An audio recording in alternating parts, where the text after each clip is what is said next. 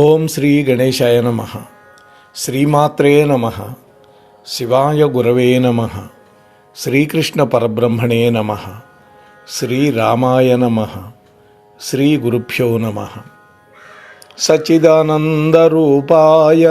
విశ్వోత్పత్యాదిహేతవే తాపత్రయ వినాశాయ శ్రీకృష్ణాయ వయం నమః. మోహనవాణి ఛానల్ వీక్షకులందరికీ కూడా ముందుగా నా యొక్క శుభాభినందనలు. ఈ రోజున దశదానాలు, వాటి వల్ల కలిగే లాభాలు అనే అంశం గురించి మాట్లాడుకుందాం. మనకి 2 రకాల దానాలు ఉన్నాయి: దశదానాలు, షోడశ దానాలు. షోడశం అంటే 16 దానాలు, దశదానాలు అంటే 10 దానాలు. సాధారణంగా ఒక వ్యక్తి మరణించినప్పుడు 12వ రోజున మొదటి మాసికానికి ఆ సమయంలో చేస్తారు ఈ దానాలు. దశదానాలు, అలాగే 16 దానాలు, షోడశ దానాలు. అలాగే షష్ఠి పూర్తి ఇలాంటివి చేసుకునే సమయంలో కూడా ఈ దశదానాలు చేయటం అనేది ఒక ఆచారంగా వస్తుంది. దానం అంటే ఏమిటి? సమర్పణ భావం, ప్రతిఫలాపేక్ష లేకుండా ఇచ్చేది దానం. పాత్రులైన వాళ్ళకి ఇచ్చేది కూడా దానమే. పాత్రులైన వాళ్ళకి మాత్రమే ఇవ్వాలి, ఒక్క అన్నదానం తప్ప. అన్నదానం పాత్రత చూడక్కర్లా. వీడి కులం ఏంటి, వీడి మతం ఏంటి, వీడి జాతి ఏంటి, ఇవేవి చూడక్కర్లా. ఎవరికైనా అన్నదానం చేయొచ్చు, దానికి వివక్ష లేదు. ఆకలి గుని ఉంటే చాలు, వాడికి అన్నం పెట్టాలి. అయితే పేదవాళ్ళకి మన శక్తి కొద్దీ దానం చేస్తే దానివల్ల ఎంతో పుణ్యం కలుగుతుంది. మనం చేసేటటువంటి ఆర్థిక సహాయం లేదా వస్తు సహాయాన్ని ధర్మము అని పిలుస్తాం. అందుకనే దాన ధర్మాలు అంటాం. శాస్త్ర నియమాల ప్రకారం చూస్తే దానానికి యోగ్యమైనవి కొన్ని రకాల పదార్థాలు ఉన్నాయి. అలాంటి వాటినే దానంగా ఇవ్వాలి. మన ఇంట్లో మనకు పనికిరానివి, పాడైపోయినవి అవి దానం చేయకూడదు, చాలా తప్పది. అయితే ఈ దానాలలో 10 రకాల దానాలు ఉన్నాయి. వీటిని దశదానాలు అంటారు. వాటి వల్ల కలిగే ప్రయోజనాలు కూడా మనం చూద్దాం. మొట్టమొదట, దానం చేయడం వల్ల విశేషమైన ఫలితాలు పొందటానికి వీలవుతుంది. ఎందుకని? దానం చేసేవాడు చేసిన పాపకర్మలు, వాటి ఫలితాన్ని దానం పుచ్చుకునేవాడు గ్రహిస్తాడు. ఇది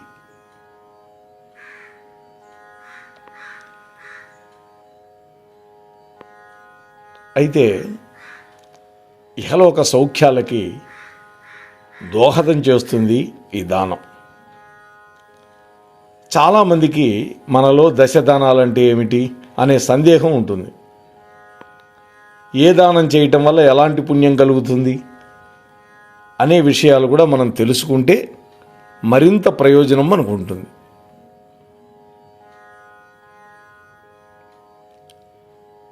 అయితే శాస్త్రం ఏం చెబుతోందంటే, దానం చేసేటప్పుడు మంత్రపూర్వకంగా జలాన్ని వదిలిపెట్టి దానం చేయాలి, జలపూర్వకంగా దానం చేయాలి. ఇది దశదానాల్లో మొట్టమొదటిది భూదానం. భూమిని గనక దానం చేస్తే అనంతమైనటువంటి పుణ్య ఫలితం పొందడానికి వీలవుతుంది. వామన చరిత్రలో చెప్తాడు, భూదానం చేసిన వాడిని పుచ్చుకున్న వాడిని ఇద్దరినీ తరింపజేస్తుంది అంటాడు. మిగతా దానాల్లాగా కాదు ఇది. భూదానం చేయటం వల్ల శివలోక ప్రాప్తి దొరకటానికి వీలవుతుంది. శంకరుడు ఎంతో సంతోషిస్తాడు. ఎందుకని భూదానానికి అంత ప్రాశస్త్యం వచ్చింది అంటే, నీళ్లు మనకు భూమిలో నుంచే లభిస్తున్నాయి. మనం తినే ఆహారం భూమిలో నుంచే లభిస్తోంది. అంటే భూమిపైన మొక్కలు మొలవడం, చెట్లు, ఇవన్నీ వీటి వల్ల. అలాగే రత్నరాశులు కూడా భూమిలో నుంచే వస్తాయి. అందుకనే రత్నగర్భ అని పిలుస్తారు భూమాతని.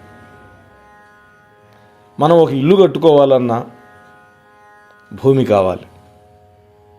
అందువల్ల భూదానం చాలా చాలా శ్రేష్టమైంది.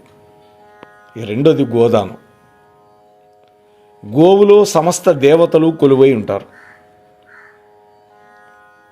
అందుకని గోదానం చాలా చాలా ప్రశస్తి కలిగింది. అయితే ఎటువంటి గోవును దానం చేయాలి? తొలి లేదా రెండవ ఈత ఆవుని దాని దూడ సహితంగా దానం చేయాలి. దూడ లేని ఆవుని ఇవ్వకూడదు. అంటే వయసులో ఉన్న ఆవుని, దూడతో ఉన్న ఆవుని మాత్రమే దానం చేయాలి. ఈ ఆవుని బంగారపు కొమ్ములు, వెండి డెక్కలు, కంచు మూపురం, రాగి తోకతో పాటుగా కొత్త గుడ్డలతో అలంకరించాలి. ఆవునిచ్చేటప్పుడు పాలు పిండటానికి పాత్ర కూడా ఇవ్వాలి. అంతేకాదు 1 సంవత్సరానికి సరిపడా గ్రాసం కూడా ఇవ్వాలి. ఆవుకి మేత. అలాగే దక్షిణ తాంబూలం కూడా ఇవ్వాలి. ఆవుకు కనీసం 1 సంవత్సరానికి లేదా ఇవ్వలేకపోతే 6 మాసాలకైనా గ్రాసాన్ని ఇవ్వాలి. ఇలా దానం చేయడం వల్ల విష్ణుమూర్తి సంతోషపడి స్వర్గలోక ప్రాప్తి కలిగిస్తాడు. అంతేకాదు ప్రతి ప్రాణి మరణించిన తర్వాత ప్రేతత్వాన్ని పొందుతాడు. 12 రోజులు కర్మకాండ వల్ల ప్రేతత్వం నుంచి విముక్తి పొందుతాడు. ఈ దానాల వల్ల కూడా అప్పుడు ప్రయాణం అవుతాడు. సంవత్సర కాలం పడుతుంది మన భూలోక కాలమానం ప్రకారం. ఆ ప్రయాణం చేసే సమయంలో పాపాలు చేసిన వాడు వైతరిణి అనేటువంటి భయంకరమైన నదిని దాటాల్సి వస్తుంది. అందుకని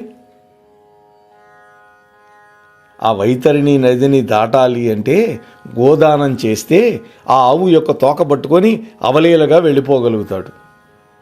ఇది అంటే అందులో కపిల గోవును కనుక దానం చేస్తే మరింత పుణ్యం వస్తుంది. గోవుని దానం చేసేటప్పుడు పూజ పృష్ఠభాగానికే, ముఖానికి ఊరికే బొట్లు పెడితే పెడతాం, కానీ ఆ తోకని చేతిలో పెట్టాలి దానం పుచ్చుకునేటటువంటి వ్యక్తికి.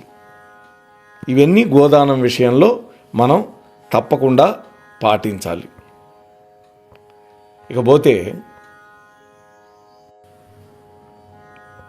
ఇక మూడవది తిలదానం. నల్ల నువ్వులు దానం చేయాలి. నల్ల నువ్వులు శనిగ్రహానికి అత్యంత ఇష్టమైనటువంటి ధాన్యం. అంతేకాదు విష్ణుమూర్తి యొక్క శరీరం నుంచి పుట్టినటువంటి ధాన్యం ఈ నువ్వులు. అటువంటి నువ్వులు కనుక దానం చేస్తే సమస్త పాపాలు తొలగిపోతాయి. అంతేకాదు శనేశ్వరుడి యొక్క అనుగ్రహం కలుగుతుంది. ఏలినాటి శని ఇలాంటితో బాధపడేటటువంటి వాళ్ళు తప్పకుండా నువ్వులను దానం చేయాలి. నువ్వుల దానం పుచ్చుకోవటం ఎక్కువ మంది ఉండరు, దానికి కొద్ది మంది మాత్రమే ఉంటారు. ఎందుకంటే ఏ దానం పుచ్చుకున్నా సహస్ర గాయత్రి చేయాలి. అప్పుడు కానీ ఆ పాపం పోదు. లేకపోతే ఆ ఇచ్చిన వాడి పాపం వీడికి చుట్టుకొని వీడు నానా బాధలు పడతాడు పుచ్చుకున్నవాడు. అందుకని గాయత్రి మంత్ర జపం చేయాలి. మిగతా దానాలకి అష్టోత్తర శతం చేసినా సరిపోతుంది, కానీ ఈ నువ్వులు దానం పుచ్చుకుంటే మాత్రం సహస్ర గాయత్రి చేయాలి. అందుకనే నువ్వులు దానం ఇవ్వటం అంటే 1 కేజీ నువ్వులు ఇచ్చి చేతులు దులుపుకోవటం కాదు, డబ్బు కూడా ఇవ్వాలి. శక్తి మేరకు 500 1000 కనీసం తాంబూలంలో పెట్టి ఇవ్వాలి. అప్పుడే ఆ దానాన్ని పుచ్చుకోవడానికి సిద్ధపడతాడు ఎవడైనా, లేకపోతే మన పాపం పోదు. 4వది సువర్ణదానం. సువర్ణదానం అంటే బంగారాన్ని దానంగా ఇవ్వడం. వెనకడికి ఒకడు ఒక గురువుగారికి ఒక అర్చకుడికి దానం ఇస్తానని బంగారం దానం ఇచ్చి చేతిలో పెట్టాట. భూతద్దం పెట్టి ఎదిగినా కూడా కనపట్టల్లా. అది కాదు.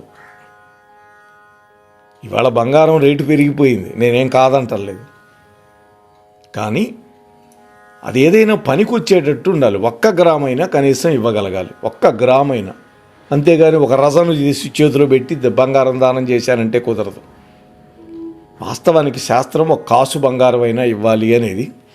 ఇవాళ ఆధునిక కాలంలో అంత డబ్బు భరించడం కష్టం. 1 గ్రామైనా సరే. బ్రహ్మదేవుణ్ణి హిరణ్యగర్భుడు అంటారు. బ్రహ్మదేవుడి యొక్క గర్భం నుంచి వచ్చిన బంగారాన్ని దానం చేస్తే సమస్త కర్మల నుంచి విముక్తి పొందొచ్చు. సువర్ణ దానం చేస్తే అగ్నిదేవుడు కూడా సంతోషపడి తన లోకమైనటువంటి అగ్నిలోకానికి తీసుకువెళతాడట మరణానంతరం.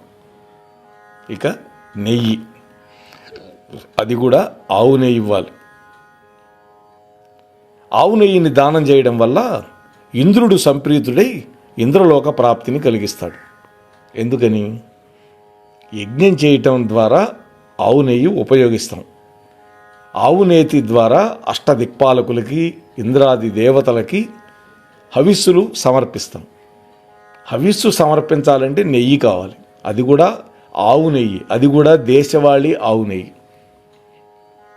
అందువల్ల మనకి వర్షాధిదేవత ఇంద్రుడు కాబట్టి ఆ యజ్ఞం వల్ల సంతోషపడి వర్షం కురిపిస్తాడు. కాబట్టి యజ్ఞానికి ప్రధాన కారణభూతమైనటువంటి పదార్థం నెయ్యి కాబట్టి ఆ ఆవు నెయ్యిని దానం చేస్తే మహేంద్రుడికి ప్రీతి కలిగి ఇంద్రలోక ప్రాప్తి కలిగిస్తాడు.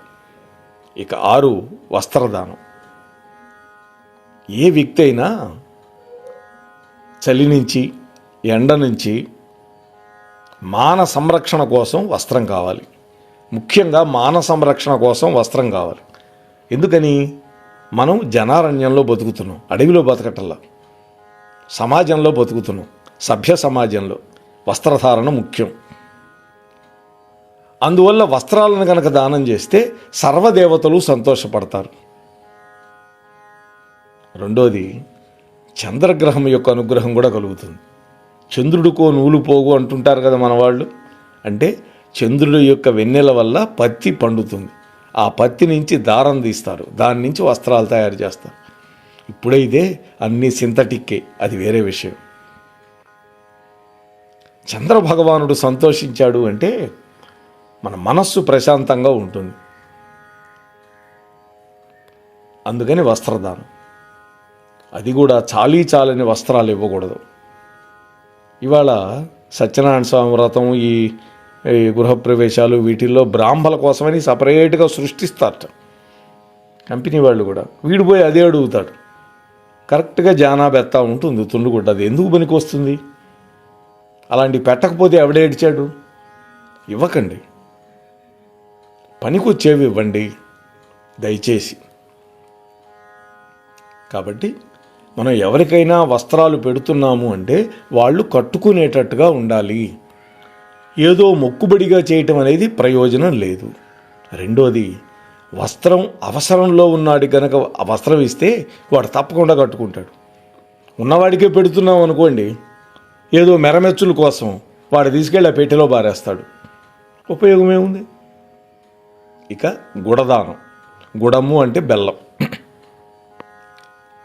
బెల్లం దానం చేస్తే లక్ష్మీదేవి, గణపతి ఇద్దరూ సంప్రీతులు అవుతారు. ఇప్పటికీ చూడండి, మొట్టమొదట ఆది పూజ్యుడైనటువంటి గణపతికి బెల్లం ముక్క నైవేద్యం పెడతాం. ఎందుకని? బెల్లం అంటే ఆయనకు ఎంతో ఇష్టం. అందులో లక్ష్మీదేవి, గణపతి ఇద్దరికీ బెల్లం అంటే ఇష్టం కాబట్టి బెల్లాన్ని దానం చేస్తే వాళ్ళిద్దరూ ప్రీతి పొందుతారు.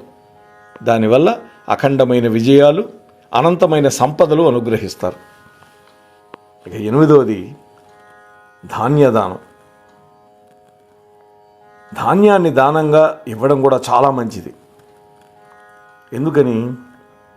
ధాన్యాన్ని దానంగా ఇస్తే సకల సౌఖ్యాలు కలుగుతాయి వాళ్ళకి. ఎందుకని? సకల జీవులకి ఆహారాన్ని గనక సమర్పించినట్టే కదా, ధాన్యమే కదా మనం ఏదో ఒక రూపంలో ఆహారంగా పుచ్చుకుంటాం. అంటే సమస్త జీవుల యొక్క క్షుద్బాధని పోగొట్టిన వాళ్ళం అవుతాం, ఆకలి తీర్చిన వాళ్ళం అవుతాం. అందువల్ల నవగ్రహాలు సంతోషపడతాయి. అంటే ఒక్కొక్క గ్రహానికి ఒక్కొక్క ధాన్యం ఉంటుంది, నవధాన్యాలు అంటాం కదా. అలాగే సకల దిక్పాలకులు కూడా సంతోషపడతారు. దానివల్ల మనకి భోగభాగ్యాలు, అష్టైశ్వర్యాలు వస్తాయి. ఇక 9వది రజత దానం. రజతము అంటే వెండి. వెండిని దానంగా చేస్తే శివకేశవులు ఇద్దరూ సంతోషపడతారు. వెండి శివుడి యొక్క వీర్యం నుంచి పుట్టింది అని శివపురాణం చెబుతోంది. శివకేశవులు సంతోషపడ్డారా సర్వ సంపదలని, వంశాభివృద్ధిని కలిగిస్తారు.